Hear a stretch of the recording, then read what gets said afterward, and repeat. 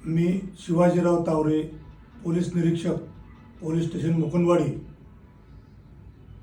याद्वारे जाहीर आवाहन करतो. पोलीस स्टेशन मुकुंदवाडी हद्दीत राहणारे, त्याचबरोबर सर्व पक्षाचे सन्माननीय नेते आणि सन्माननीय पदाधिकारी तसेच सन्माननीय कार्यकर्ते यांना जाहीर आवाहन करतो की उद्या दिनांक 23/11/2024 रोजी विधानसभा 2024 निवडणुकीची मतमोजणी होणार असून विधानसभा 2024चा निवडणुकीचा निकाल लागणार आहे. तरी